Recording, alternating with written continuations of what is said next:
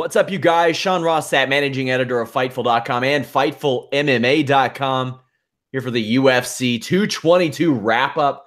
We got all kinds of news for you over at Fightful.com and FightfulMMA.com. I personally did something like 20 articles today. We got Jeremy Lambert handling the post-show stuff, but I am joined today by a guy who interviewed a couple of big names on this card, especially James Lynch. James, you got tons of exclusives for us over at FightfulMMA.com. But and we'll be talking about a couple of these interviews in particular. But what'd you think of this card? I thought it was a great card. You know, on paper going in, obviously with Max Holloway off the card, there was, some thought that this is kind of a doomed event, but it really lived up to the hype. I think a lot of the fights were, they certainly delivered, and a couple of surprises and just a little bit of everything. I mean, Sean O'Malley doing an interview on his back in the middle of the octagon, that's not something you see every day. Obviously the big win by Bryan Ortega. I mean, this event really had a little bit of everything, and it was certainly entertaining, and I think people got their money's worth. Yeah, there is plenty to talk about. We'll also talk about the main event of Bellator as well, since that was a pretty big happening. Also, Khalidov lost today. My God, like it was a weekend full of notables. So lots of stuff to talk about. Let's kick it off with the prelim fights. Johnson over Milstead. Some people I saw, this was the first of many split decisions. Any thoughts one way or another about this one? Jordan Johnson now 3-0 in the UFC at light heavyweight, but maybe he doesn't have the type of fighting style that's going to get pushed in the UFC. No, he's just pretty much using his bread and butter in his wrestling. But you know what? I'll give him a pass on this one. I don't know if you saw or heard, but he recently became a father. So there was a lot going into this fight. He tried to have this fight in December. It didn't end up happening that way. So it happened right around the time his significant other was giving birth. So not a really impressive win for him there. But I have a feeling maybe the next fight we'll see him tested a little bit more. And good on Adam Milstead. He had the layoff, and obviously hadn't fought in a while, coming off that brutal injury in the Curtis Blades fight. And of course he went out there and actually looked pretty good. A lot of people were writing him off in this fight, and I thought he held his own quite well, but Jordan Johnson gets it done. And, dare I say, pretty decent prospect in the light heavyweight division. Yeah, not bad. Cody Stamann defeated Bryan Caraway. I don't think Bryan Caraway can have less heat on him right now. He is heatless. He is tateless. He got nothing right now. I got to say, on the feet, he looked slow. He looked depleted. Then he would shoot like some lightning fast shots, like to the point to where I was surprised Stamann was able to stop some of them. So it says a lot about his defensive wrestling, at least after the first round, because I would see Caraway standing there and he looked like he was hungover. Looked like he went out and partied the night before, but he would shoot those singles and doubles, and I was like, damn, those are coming in fast. So Caraway does have that at least. But when you reject 274 fights in a row, you can expect to get an unranked guy. Now, when you get beat by that unranked guy, that's bad news for you, because, I mean, legitimately, that we know of, it's at least 10 fights that Bryan Caraway has pulled out of or rejected in his UFC tenure. That has to be up near the highest, like period. Yeah, and some injuries in there too. I mean, the Jimmy Rivera fight, and then obviously the Luke Sanders fight as well too, if you remember. It's just really bad circumstances for Caraway heading in, and I think that's why a lot of people, and that's why Stamann, I think, was actually favored heading into the matchup. And obviously he's looked really good as well. But what was it? May 2016 was the last time Caraway fought, so it was evident. Sometimes they say that ring rust or cage rust isn't a factor, but Caraway did look slower, and you can't do that against a guy like Cody Stamann. I'm curious. I wanted to get your thoughts. How did you score the fight? Because a lot of people, I saw a split on it. I wouldn't have cared if Caraway won. I thought it was that close of a fight, but I did have it for Stamann. At 29-28, Stamann. Yeah. And I just thought that Caraway would occasionally find success with an uppercut, but Stamann was just quick to counter it with the right hand, and Stamann turned up the speed and caught Caraway with counter after counter after counter. It got to the point where I was like, man, if Bryan Caraway wants to win this fight, he should just stand there. Don't throw strikes at all, because Stamann was only countering Caraway for a while. Like he wasn't initiating anything. He would just wait for Caraway to throw a slow shot, and then a slow shot, either wrestling or a slow punch, would just counter it and take him to town. Caraway tried to make it dirty at the end and really made that effort. Not for that, I appreciate it. It's also worth noting that Cody Stamann's one loss was a very, very controversial split decision. So the guy should be undefeated right now. You talked to him ahead of this. You did an interview for FightfulMMA.com. What kind of like mindset did you see Cody Stamann in ahead of this fight? He loved the fight. He was thrilled that he got the matchup because, he wanted a name, and you talked about him being unranked. Caraway was ranked 7. So to get a matchup like that outside of the, sort of the top 15 is pretty good for him. So he was thrilled. And, the big quote he had, I'm going to whoop his ass. And, Cody did have a good performance. He said after the fight, I saw some of the post-fight stuff, he didn't like his performance. I think he was looking for a finish or, at least something a little bit more dominant. But you know what? Getting a win over a guy like Bryan Caraway, who himself, Bryan has, impressive wins over, Aljamain Sterling and other guys in the division. I mean, that looks good on your resume. So I think for Stamann, this is a nice win. We'll see sort of where he evolves. And I think he's getting better every fight. Maybe we didn't see it in this matchup, but again, just his athleticism and his takedowns and everything is just going to be a lot of problems for a lot of guys in that division. Zach Katow took Mike Pyle out back and old yellered him, so to speak. It was sad. Mike Pyle was emotional. Pyle's had a great career. To think about this, his first fight, Pyle's, that is, 1999 against Rampage Jackson, and both of them have fought this year. Like, I'll have to look it up, but we'll have to find if there are any other guys who squared off in the 90s who are still fighting in 2018, because that's a special kind of achievement there. Huge overhand right ended it for Pyle. I got to say, some of my favorite Pyle moments are the great fight with Sean Spencer, the sick KO of Josh Neer, tapping out Shoney Carter, him just putting Jesse Lennox out. And also the legend of Jim Mike Pyle being up there on the legends of MMA, like C-Level Kane, motivated BJ Penn, Kimbo with 6 months of sprawl training, Brock Lesnar without a surgically removed butthole. Like Jim Mike Pyle is a legendary figure in the history of MMA. And that's almost what he's known best for, because everybody's like, man, nobody can beat him in the gym. And now he'll get to make a career off that. He'll get to coach, but it was a bit of a sad experience to see, but he knew it was time. Yeah, and this was Zach Otto had just re-signed with the UFC. I think they sort of knew what was going to happen in this fight. Otto hadn't gotten a finish in the UFC yet. This was his first one. So good, looks good on Otto. Just signed a new contract. It's a finish. I mean, that sort of looks good on everyone. And for Pyle, I was kind of surprised that he was still on the roster. He had 2 losses before that. I think he's now lost. I think he's like 1 in 5, I think, in his last 6 or something. So 42 years old, wasn't really going to. Mike Pyle, the fights either go one or two ways with him. He either gets finished early or he wins, either a controversial decision or a regular decision. Like the John Hathaway fight comes to mind where, he beat him in the UK when Hathaway was still fighting. That was a pretty big deal at the time. So there are fights where Pyle, Rick Story, that was a little bit of a controversial win, but he still got the win there. He wasn't expected to, but then he loses like early, like he did to Rory McDonald and other fighters. So, it happens, but just, you can't take anything away from Pyle. Just fought the who's who, John Fitch, Rampage. You name it. He's fought a lot of the good guys. So I wish him the best going forward. I think he's doing the stunt work stuff like Frank Trigg. That's what I heard. Yeah. And Otto was a guy that you actually spoke to late last year. And he revealed that his contract was coming up and that he wanted to re-sign with the UFC. So, good on him for getting that. We've got a couple more guys who have some contract stuff coming up soon. One of which being John Dodson, but we'll get to that in a minute. CB Dollaway and Hector Lombard.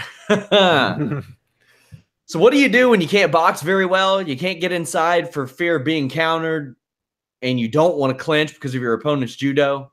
Nothing, apparently, and you can still win the fight. Yeah, this is like the most like kind of any result that could happen in this of any fight on the card. This is the one that had to happen, and this is just, it was a weird matchup. 2 guys just lose. They haven't won in a while. Actually, well, Dalloway's coming off a win, but you know what I mean. He's lost a couple before that. It's just a weird matchup, and then of course, like Lombard, the guy who's notoriously over the years been heard that he's a gym bully and all this stuff, gets a shot after the bell and. Dalloway, if it's not elevators that are hurting him, it's shots after the bell. So it's just it's unfortunate. This is the only way this fight could end, right? Yeah, Dalloway, I think the only fighter in MMA history who on Tapology it says the reason he was out of a fight was an elevator. So I got to give him credit for that. But yeah, just weird fight, and who knows what the heck you do with either of these guys. I think with Lombard, you give him a prospect, and you hope that the prospect wins, and you sort of build a name off of him. And Dalloway, who knows? I mean, it's just they're super weird. Technically, Lombard is now winless in his last 6 fights, and there's an argument to be made. Technically, the horn was still sounding while the punches were being thrown, and the referee did not separate the two. He screamed time, and we'll talk to Showdown Joe about this on Tuesday on the Holy Smokes MMA podcast, 3 p.m. Eastern. You guys tune in. He is a licensed official, but the referee should have been in between them. Now, do I blame the referee for not wanting to be in between that? No. Should he have been there? Yes. And Lombard is going to try to appeal, and the best that can happen is a no contest. But, man, it's going to be hard because, most everybody knows the drill with Lombard. He's crazy. Yeah. He's crazy. Also, Dalloway, now, maybe I'm being a little insensitive here, but be as insensitive as you want. It's all good. 10 minutes after this situation, he got knocked out. He did. Yeah. But 10 minutes later, he's asking, what happened? At that point, he knew what happened. At that point, he knew what happened. He's not going to win any Oscars this weekend or anything like that. Like, he's not going to take home any awards for his acting. But he didn't need to do any acting. That's the thing. He got knocked out. We knew he couldn't continue. But you never know in MMA. But that's the only way this fight could have ended. The only possible outcome, I think. Yeah, RJ Clifford had a great tweet tonight where he's like, if you told me that CB Dalloway was a major in acting in college, it wouldn't surprise me. Yeah. It was so funny, like just kind of poking at the whole situation. But you said it best. I mean, it was just a weird matchup. 2 guys, like I said, on the decline. And then, this happens. It's like, yeah, of course something like this would happen in this fight. Dodson over Munhoz. This is the last fight on Dodson's contract, and he's going to be in demand. Because you have Ryzen, who is signing up anybody at 125, 135 they can. They've got a couple good names. ACB's probably going to make him an offer. Bellator should make him an offer. Why not? Dodson was just way too fast for Munhoz. And just the hilarious thing is the fact that this fight was on this show because of a bathwater incident where Munhoz couldn't make weight because he didn't have hot water in his hotel bathtub. And Dodson's like, you had a bathtub in your hotel room? Must have been nice. That's how bad the conditions were. Dodson kept on moving to his left and throwing, and Munhoz didn't catch us till like round 3, James. Yeah, I know. And it really cost Munhoz the fight, I think. Oh, it certainly did. I mean, there were ways for him to win this matchup, aside from the fact that he was way bigger than Dodson too. Could have used his reach a little bit more, but yeah, it's one of those things where Dodson just sort of fights the same every fight. Like, there's nothing new that he sort of brings to the table, and I was surprised too that Munhoz didn't sort of pick up on that, but Dodson gets the win here, avoids 2 straight losses. This guy never loses 2 fights in a row. I think he's alternated wins and losses in his last 6 fights.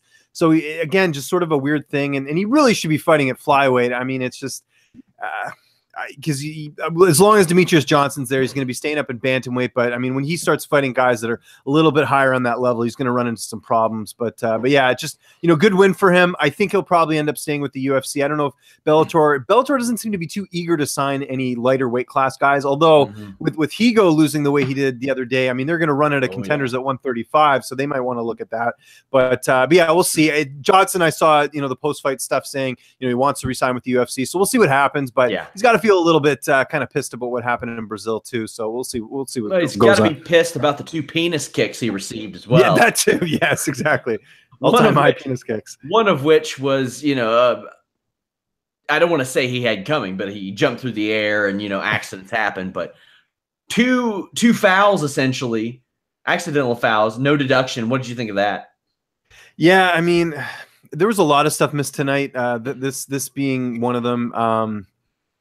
I mean, again, we see this all the time where stuff is missed here and there. So I don't know. I just think it's just unfortunate for Dodson, but what are you going to do? Guys, if you are listening on the YouTube live chat, leave us a thumbs up. You can donate to the super chat. Subscribe to us. We are also on iTunes, Stitcher, Player FM, virtually everywhere you can get podcasts. And, of course, FightfulPods.com. Yeah, Dodson's 2 losses in the division are to splits to John Lineker and Marlon Moraes. So he's not doing too bad in that division. Mm-hmm. Mackenzie Dern over Ashley Yoder. Dern quickly closed the distance and threw a knee. This was really a make-or-break fight for Yoder, who is now 0-3 in the UFC. She's probably done. I thought that Yoder was doing a good work with her footwork and setting up her kick, but she was still getting tagged here and there. The striking here was not pretty.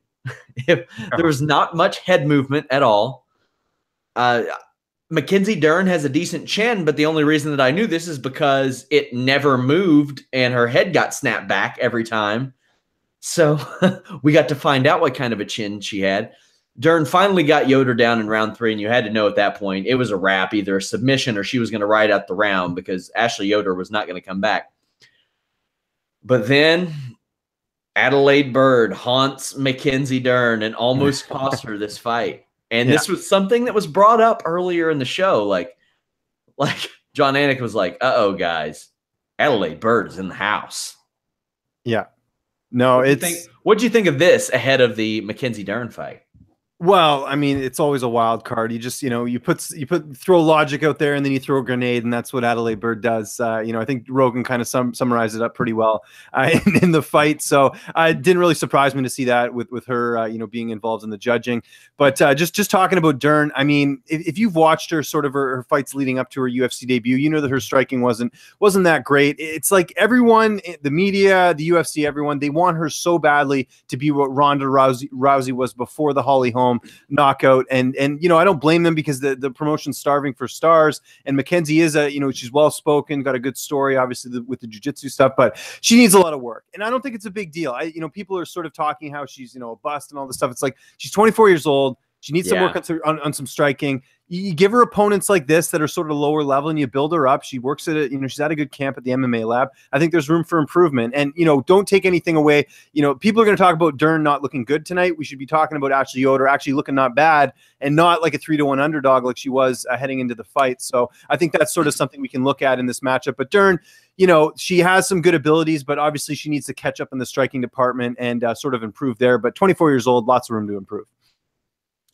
What did your scorecard look like for this one? Oh, I had it 2-1 for Mackenzie Dern. I had it 30-27 Melvin Gillard. Yes, exactly. Or 30-27 Diego Sanchez. There we go. Number 5, Caitlin Viera defeated number 6 Kat Zingano. I could have seen the winner of this getting a crack at Cyborg, if not Nunez or Anderson. We'll talk about possible Cyborg opponents much later. Zingano's kicks looked incredible. That was the best part of her game on this night. Had a decent trip early on, but a lot of what she did outside of that was very problematic, like bad footwork. Her hands were down, her elbows were way out. Viera was using her range a little bit well at times, but then would abandon it at other times. She kind of like her hooks are different. She paws at people when she hooks them, like almost comes with the inside of the palm with the hand whenever she lands hooks, which is a little bit different. She stayed low in Zingano's guard after tripping her, and that's an invitation to just eat a full plate of elbows, and she did, and quickly decided to smother Zingano instead. Zingano came out fighting the way that she needed to win in round 3 and got hurt on a checked kick. Zingano managed to fight back, but this is something we saw a couple times on this show tonight. People getting hurt and then their opponent taking them down while their leg was puzzling. But, I mean, ultimately, it didn't hurt Viera. The referee stopped a clinch that I thought was plenty active. Of course, one judge gives it to Zingano, but that was just the way the night was going. Viera looked fine. She's 4-0, has beaten in the UFC, has beaten Sarah McMahon, Kat Zingano. Let's start with the fight itself before we talk about directions and future and past and all that. What'd you think? I mean, it was a good performance for Viera. She did sort of what she had to do to get it done. And Kat, even though she lost, she had her moments in the fight. So in some ways that it was, kind of looked good on her. But, kind of looking back at this matchup, this was just really bad matchmaking in the UFC's part. I know they wanted Viera to really get an impressive win here to sort of, make the next contender for Cyborg or whatever, as far as like sort of what's next or everything else, or she gets the winner of Nunes and Pennington or whatever. But, Zingano is someone that has wins over these other opponents. Would you not give her a bit of a layup, especially with the fact that she had a bit of a layup heading into this one? To me, in hindsight, it seems kind of dumb because now Zingano's lost, 2 in a row or whatever since she's come back. She lost to Pena and obviously this fight. What the heck do you do with her now? She's getting up there in age. It's not like you can, sort of build her back up at this point. And Viera, I mean, she got the win. It looks good on your resume, but she didn't get that highlight reel finish that you're expecting to get a title shot. So, I mean, Viera, she remains undefeated, but does her stock really go up a ton tonight? I don't really think so. So good win for her, but I don't know, kind of underwhelming if you ask me. Dylan Viera is, she's won 4 in a row in that division, and that usually gets you a title fight. Nunes is booked against Pennington. That was almost a product of Max Holloway getting hurt because it looked like Amanda Nunes was going to fight Cyborg, and they were like, all right, well, we need a main event for this show. Cyborg accepted. That left Nunes out in the cold, so they added her and Pennington. So that all ended up working out. Zingano, on the other hand, I had no clue why she was involved in like, people would mention, oh, Nunes, maybe Zingano can fight Nunes. And I'm like, I get it. She beat her once, but Zingano has not won a fight since before her last title opportunity. Yeah. And there were people saying, oh, maybe Cyborg. And I'm like, no, that's still just not the way that it works. I mean, Holly Holm was at least active. It probably doesn't help Kat Zingano that 5 times now she has taken a year to a year and a half between fights. And that's eaten up a lot of her time. She's 35 years old. She is a finished product at this point. Oh, big time. I mean, do you remember when she was supposed to coach the Ultimate Fighter, and now look at where she is now? It's just crazy, like, how things have changed so much. Granted, they talked about everything on the broadcast about her injuries and personal things that have happened, but it's just crazy to see sort of the fall from grace. And again, when she came back at 200, she fought Pena, another prospect, and she lost. And now it's the same situation here. And it's like, what do you do with her now? So any sort of value that you had with Kat Zingano completely down the drain at this point. Yeah, it's unfortunate. And they have no desire to create a real 145 division, or else maybe she could go up there, get some stuff done, win a couple fights here and there. But they don't seem interested in that. Viera, though, definitely one to watch, and her name is in a real discussion now. Andrei Arlovski isn't in any real discussion, and I don't think anybody's going to really talk about this fight afterwards. Struve, you fought at length, much more in this fight than he used to, but it just wasn't enough. Andrei Arlovski did what he needed to do. Struve was loading up the right hand and found some success, but got taken down often. Struve did manage a nice sweep and tried to smother Arlovski, but this fight was going up against Deontay Wilder and Luis Ortiz. So not a lot of people were paying attention to this, James. No, I was paying attention, and it was bored out of my mind, and I kept, flipping back and forth, and it just wasn't a good fight to put on the pay-per-view. I understand that they, the name value with Arlovski being a former champion and everything else, sort of, led way to this spot, but just an atrocious fight. Stefan Struve continues to be very disappointing as a guy they're trying to build up, and he can never get it done. And Arlovski, I know Rogan talked on the broadcast about how, you've won 2 in a row now. You're looking to make another run to the title. It's like, I guess because Stipe keeps beating everyone, but like, really, come on. Like, do we really see Andrei Arlovski in a title fight anytime soon? Not really. So I don't know. This is it just really doesn't, I don't really come away with anything in this fight other than just Struve just continues to disappoint. I mean, this is a fight that Struve should have won, and he didn't. And Arlovski, props to him, guy that was written off when Brett Rogers knocked his block off in Strikeforce. He's still sticking around, right? 4 times. So good for him. But I mean, he's won 2 in a row. First time he's won 2 in a row since 2015. So good for him, I guess. But I don't know. I just don't see much of a ceiling here. And with Struve, I don't know what the heck you do with him now. Yeah, Arlovski has back-to-back wins over top 15 heavyweights. That's weird. And I mean, when you get Miocic, Overeem, Barnett, and Ngannou back-to-back, that will happen. You will lose 4 or 5 in a row. But if you get a fight after you've lost 3 in a row, the UFC likes you. If you get one after 4 in a row, they're doing you a favor. After 5, you're essentially a charity case.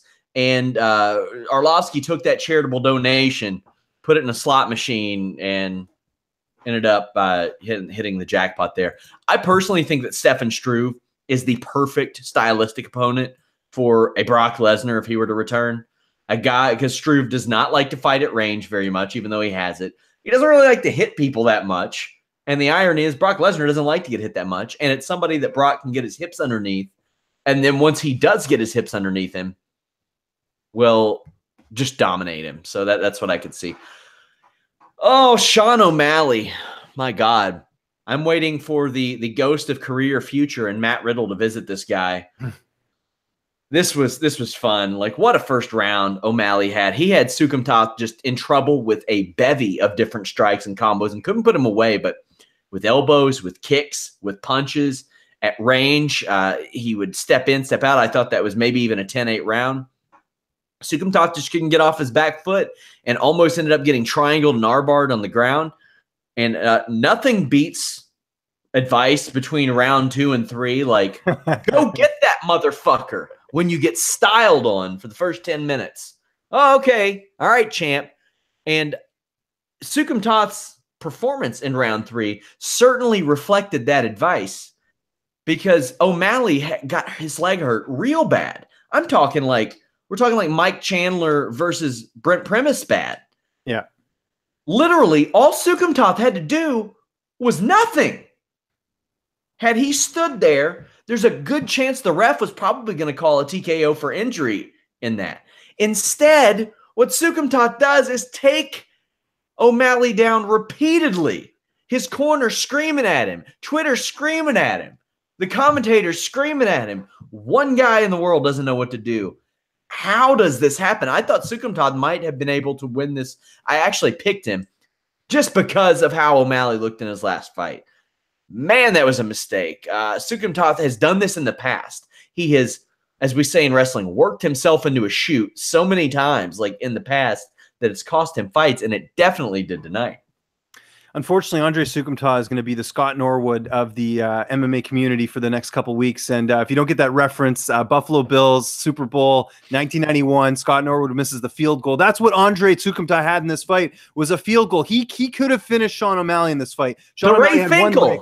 Yeah, Ray Finkel, exactly. Probably a better reference. But in terms of just, having a fight in the bag, I mean, he really did. O'Malley was on one leg. It could have ended, just with him being injured, and Sukumtov takes him down. And what sucks is Andrei's such a nice guy. He's a really exciting fighter, and people are going to talk about this for months. Unfortunately, the MMA fan base never forgiving. And, really, there's not much you can say about it. Why did he take him down? He could have tried to stand it up. O'Malley would have been screwed. Like he couldn't even do the post-fight interview standing up, even on someone's shoulders. He was lying on his back, King Mo style, by the way. It was fantastic, though. It was unbelievable, that awesome interview. Joe Rogan just walking over there, I love you, and man. Sean O'Malley flat on his back. I thought he was kind of corny in some of the embedded stuff. By the way, I thought UFC with embedded this week did an awesome job highlighting a lot of different people, Mackenzie Dern and Sean O'Malley especially. They fit a lot of people into that show, and I thought that was the right thing to do. But that Sean O'Malley interview, A+ stuff, just different and unique.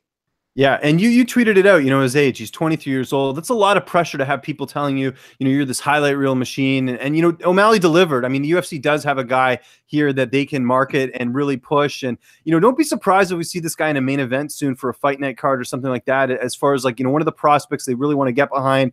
His buddies with Snoop Dogg. He trains at the MMA lab. He's an exciting fighter. Who knows how long this injury is, but no, this was great. And, I criticized the UFC earlier for their matchmaking in the Viera fight, but this was great matchmaking in this fight because, Sukumtov is a guy that will always bring it. I don't think he's at that level yet where you can sort of feel like he can, make a run as a contender, but it was a winnable fight for Sean O'Malley. At least that's sort of how I saw it. And he looked great. And I think O'Malley's stock just went through the roof tonight with, the injury and everything else. And for a young kid to have an injury like that and hold on and not quit just speaks volumes about his heart. And I think that the future is definitely very bright for O'Malley in the UFC. Wasn't he saying during the fight, I don't tap, I don't tap? That's apparently, that's what they were saying. On that guy. Like, if the UFC wants to go to Montana, where he's from, why not have him headline the show?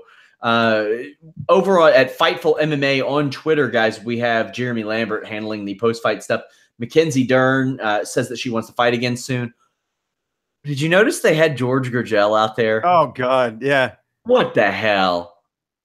I told you, like the tweet, he's not getting those residuals from Tough 2, so he's got to make some money somehow. But yeah, I immediately saw that, and I was like, what? Mackenzie is born in Arizona. Why is she getting a translator? I guess maybe for the Brazilian audience. I don't know. It just seems so odd that it would, in the UFC, it's one of their biggest stars they've been talking about all week.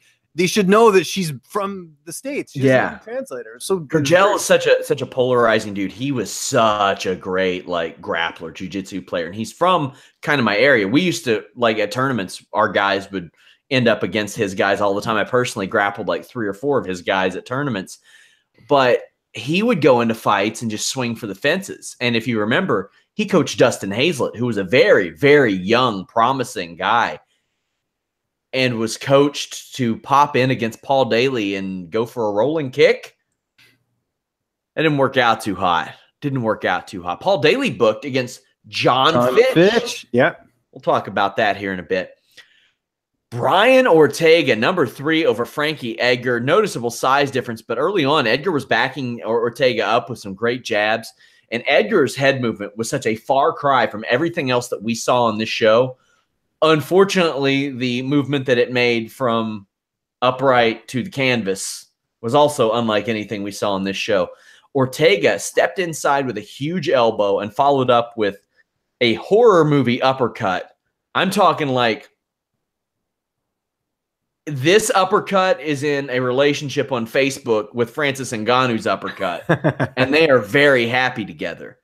They've got one of those joint accounts. That way, if you're messaging one, you're messaging the other. That's how these 2 uppercuts were. It was beautiful. Just the follow through was great. Bryan Ortega solidified himself. This is some new blood atop this division that has been, Edgar and Aldo for a long time, essentially, and McGregor briefly, but he would move up to lightweight. But now you've got Holloway and Ortega, a couple of young guys ready to go at it. But after the fight, Ortega decided to promote charitable causes, which is even more endearing considering his upbringing. Frankie Edgar stopped for the first time in his career. It had to happen. It had to happen. And it's unfortunate it happens in a fight like this where Edgar didn't have to take this. He did this for the UFC. He did it to help, the promotion out. And the risk didn't pay off, unfortunately. We're never going to see Frankie Edgar and Max Holloway, which is, really unfortunate at this point. But, it had to happen at some point. Edgar always took damage in fights. And, when you fight a guy like Ortega, who's getting better every fight, and he's an up and comer, it was bound to happen. And congratulations to him. I mean, that's one of those signature wins you look back on and say that was the moment we knew this guy was a top contender, or a title contender, I should say. And just an impressive performance. But yeah, for Edgar, you got to feel for him a little bit. It looked like this was the fight, the matchup we had been wanting to see for a while, is him and Holloway, and it's not going to happen now. And T-City shows he's got some striking too. I mean, we always just think of him as a submission guy, but for him to go out there and get that, tiger uppercut, it was great. That is an incredible feather in his cap. I mean, beyond finishing Frankie Edgar on the feet, who has some of the crispest, cleanest, most effective, efficient, and just fast striking in that division, much less at 155 too. Good God. But that is just, you couldn't ask for a more ringing endorsement of your skills than what Bryan Ortega accomplished tonight. And going in against a guy like Max Holloway, who has put away Jose Aldo the way that he has twice in a row, that couldn't be said. Conor McGregor tweeted about this and said that Frankie Edgar's legacy deserved for this fight to be against him. So, okay, I want your feelings on the McGregor thing, but it says a lot to me that he's watching all these shows, all these events, and tweeting about it immediately after. It speaks to how much of a fight fan he is, first off, or a student of the game, but he is always watching. Well, he has to. He's got to stay. I mean, he's still the biggest name in all of combat sports, but you got to stay relevant. He's got to throw something out there. This is a guy that, throws a tweet out and it gets a million retweets and all these other things. So I think I don't know what to believe. Because I don't know the behind the scenes, the workings and all that stuff, but it's just his way of, I mean, we'll talk. I mean, we're talking about the fact that we're even talking about it tonight just shows that he's getting into our subconscious and trying to remind us that, you know, he's still around and he's still doing his thing. So I don't know. We'll see. And, you know, it might have been in relation because if I'm not mistaken, I was reading somewhere today that did they not announce that Ferguson and Khabib is for the official title now? So that might be it too. Just trying to get that narrative going. Well, I heard what Eddie Alvarez said about this, and I thought it was right on the money. He said they will announce, and I think Chael Sonnen has since followed up with this, but it makes a lot of sense. That fight will be for the world title when that first punch is thrown, because they can't trust those two to actually be in the cage for that title. Like, you can't strip Conor McGregor, then say, oh, this is for the title, and then one of them pull out, like has happened over and over and over again. Once they are in the cage and that bell rings, then you can say it. But, you know, Ferguson Khabib is almost like Dalloway Lombard. There's one way this fight can end, and it's in a draw. That's exactly the only way that this fight can end, is in a draw or no contest. That's what we're going to look at here in a few months. Bryan Ortega is on the podium at the UFC post-night or post-show presser. He said that he sounds down with the date for Max Holloway in July. That'd be 226. It says that he was 164 pounds entering the cage, was down to fight in 3 weeks, and thought it was going to be 5 rounds, but he is very glad that it was switched to 3 rounds, or that he wasn't the main event and it was 3 rounds. So Bryan Ortega looks like he'll be good to go in the summer.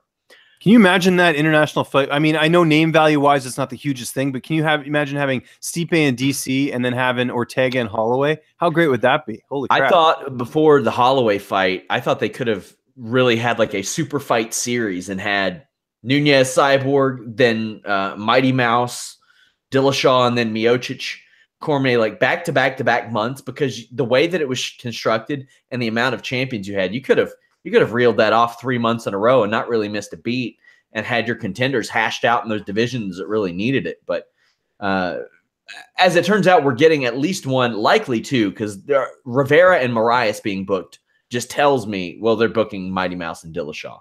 Right. Like, they haven't announced it, but they're if that fight is booked, then there's no, like, who else? They're not going to put him against Cruz or anything. Well, maybe they rematch him with Garbrandt. No, I don't think they would do that. I just don't think they would do that. Who's Garbrandt's manager? He seems to have a lot of pull these days. Who is his manager? Ali Abdelaziz. Oh boy, you can tell because all of his fighters, he tweets for them a lot of the times. Yeah, it's very obvious. So. Champion Cris Cyborg defeated Yannick Kunitskaya. I tweeted right before this that Holm was able to muscle Cyborg around a little bit, and outside of a Hail Mary swing, that was Kunitskaya's best bet. As it turns out, that was the strategy she employed. A low single took Cyborg down, and Kunitskaya won about 2 minutes of this, and that's it. Yeah.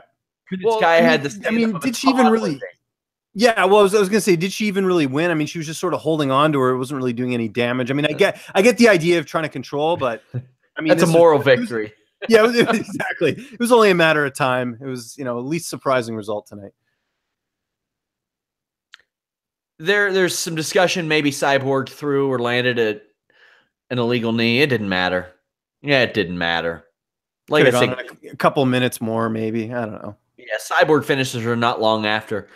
To Kunitskaya's credit, she said that Cyborg didn't have true knockout power, that she TKOs people. That is what happened tonight. And that's something that actually was picked up on a long time ago, like that Cyborg finishes people but doesn't knock them out cold. But you don't see that a lot among women MMA. Ronda Rousey was a little bit of an anomaly in that regard. And it's kind of more special when you look at it about kind of the aura of Ronda Rousey and what she was able to achieve.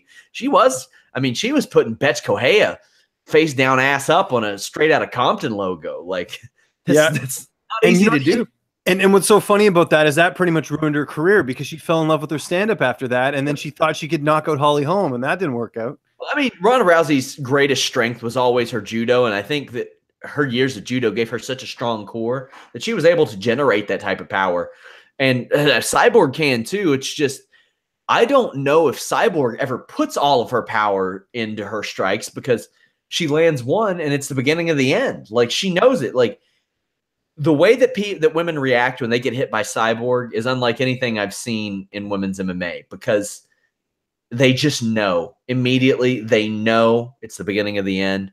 That was the case. Kunitskaya went into the fetal position, and that was that. Not a lot of technique to break down here. It was just dominant. Cyborg next. It could be Viera. She wants Nunez. So I'm down with that. Yeah, I mean it makes sense. Assuming that she's good. Well, I mean, I'd be pretty surprised if Raquel Pennington beat Nunez, but yeah, and if Raquel Pennington beat Nunez, she ain't fighting Cyborg. No, they'll find someone else. They'll find someone else. And Megan Anderson's around. It could be her. Marion Renault has pieced together a winning streak in the 135 division. And that's the benefit of reeling off a few wins at 135. You're also in the hunt at 145.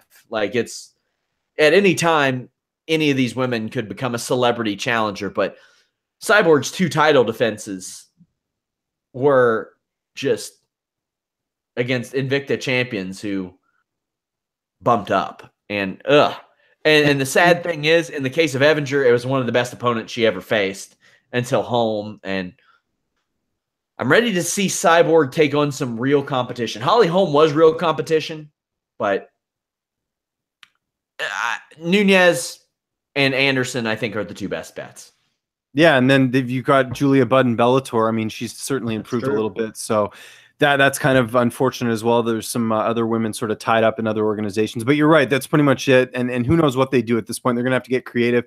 I'm really curious to see what the buy rates are tonight because that'll sort of, I think, determine the matchmaking going forward. If they can do Cyborg versus opponent going forward, then maybe they can get away with doing that. But, I mean, for a lot of people, like, I was just like, yeah, Cyborg's going to win by stoppage. It's not a big deal. So I don't know. I'll see. It'll be interesting to see sort of what they do from that standpoint.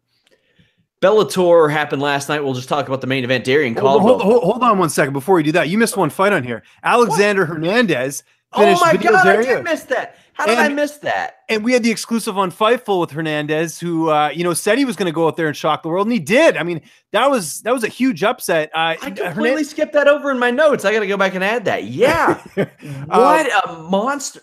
Well, first of all, we got to talk about the no glove touch. I'm not supportive of that. Me neither. That was BS. And that honestly would have been like an A+ for him tonight, but it's probably just going to be an A because people are going to talk about that, unfortunately.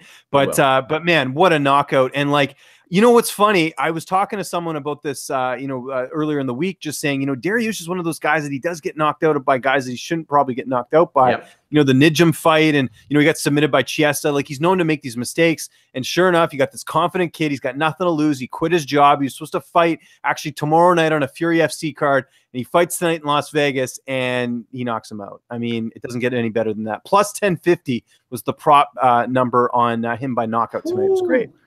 And now Dariush has gone winless in his last 3 after really like going on a hot streak. I think he had won 7 of 8. Beat guys like James Vick, Jim Miller, Michael Johnson, and he's lost back-to-back, or not back-to-back-to-back, but had the majority draw against Dunham. So that's not good. But, man, Alex Hernandez, you can't ask for a better performance than that. Now, I'll ask you this, like, what does this say about taking a fight on short notice? Like, there's no upside. I mean, none at all. I mean, you look at even like in a situation like this with Edgar too. Like, really, what do these guys get in return for taking these short notice fights? If you're the guy that was originally on the card, I mean, not much. I mean, it's kind of the cruel sport part of the sport. In some ways, is that Dariush kind of. He screwed himself in a way, and Hernandez did everything to gain in this fight. So of course he's going to go out there extra confident. And Dariush, now like he's now sort of a gatekeeper in the division at this point. I mean, what do you do with them? So I think it's unfortunate, but it's, I guess, part of the sport. And when fans rag on fighters for turning down fights sometimes in certain situations like this is why. This is the other side of it. Before we talk about Bellator, guys, I have a ton of articles up on Fightful.com, FightfulMMA.com. Fighters reacting to the Ortega knockout and several other, the Lombard fight as well. Tons of stuff there. Over on Bellator, Darian Caldwell just dominated Higo.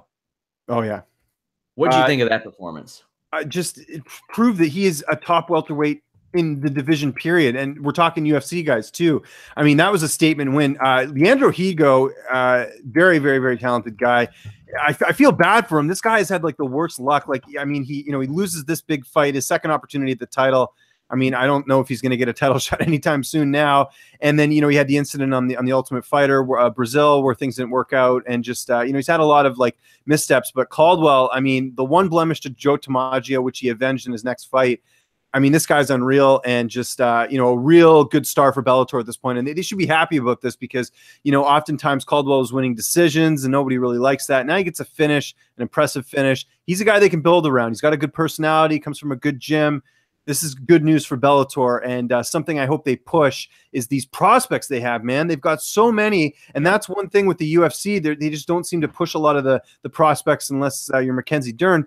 And they really should take advantage of this. And this is just a great moment for Bellator, having him get the win. And, hopefully this means that we'll see more bantamweights go to Bellator because I'd like to see some, fighters mix it up. Think about Michael McDonald, not the singer, fighting Darian Caldwell now. That would be kind of interesting, So. Yeah, I know McDonald hurt his hand again, and that's got to be a concern because that happens all the time.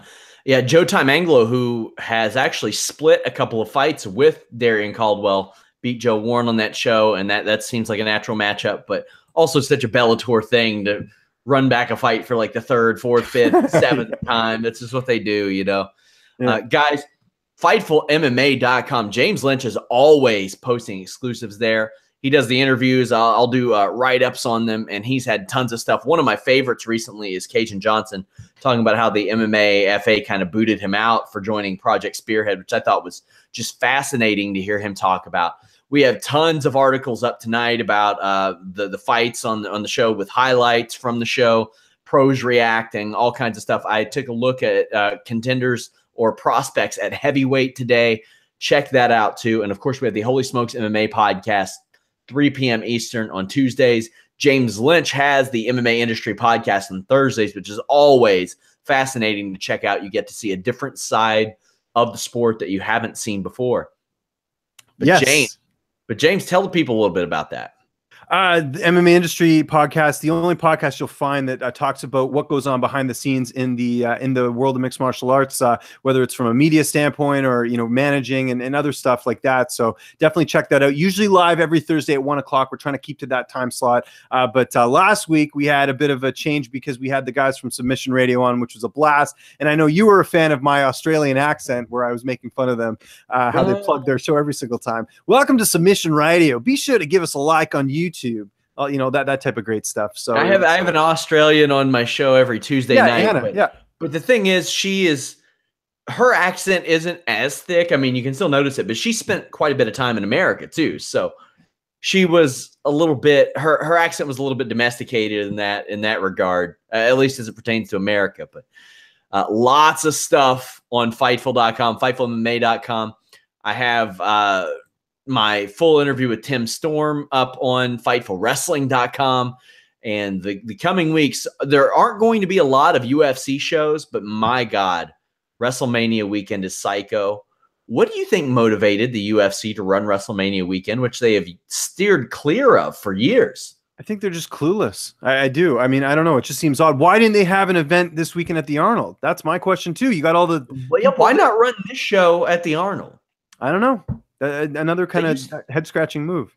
And if not them, why didn't Bellator? I know, that's true. Yeah, exactly. Strikeforce used to do it all the time. Scott Coker should surely know, which, I mean, I remember the Rousey-Tate fight there, and the attendance wasn't that great that night, but who knows? James, tell the people where they can follow you on social media. Always Lynch on Sports. That's LYNCH. MMA Industry podcast every Thursday. I got a pretty big interview booked tomorrow. You guys are going to see that hopefully in the coming weeks. I'm not going to announce it because you got to be smart about these things. If the interview falls through, you don't want to look like a dummy. So I'll just throw a little teaser out there, and we're going to have a really good exclusive. Hopefully next week. Hopefully it'll be 100% confirmed. But you guys are going to really like that too. You know what I'm talking about, Sean, because I talked to you about it. Sure but, do. We got a lot of good stuff coming up. But yeah, Fightful.com, lots of UFC stuff, lots of Bellator, lots of good interviews. We keep it coming, and not just the big stars, but guys like Alexander Hernandez. Go check out our interview with him. You'll see why he won tonight or last night. Very confident kid, and someone I'm hoping to get a post-fight with as well. So stay tuned, guys. And thanks for having me on, Sean. It was great to be on the post-fight show. Of course, guys, you will next see me on a post show, likely March 17th. There is not a lot of UFC coming up soon. Two this month, yeah. Yeah, and that's going to be an afternoon show because it's in London. Werdum versus Volkov. And other than that, it's pretty clear until April 7, where you will be likely live at that show. That night is going to be psychotic because you'll likely be sending in stuff. We'll have all hands on deck because Ring of Honor, NXT are also that night. I'm doing 3 podcasts that night. Yeah, I remember you telling me that. My God. Follow me at Sean Ross Sapp. Follow us at Fightful Online. But most importantly, visit Fightful.com and FightfulMMA.com. Our MMA section is still blossoming, growing, and James is a big part of that. Leave us a thumbs up, subscribe, all that cool stuff. Until next time, guys, we are out.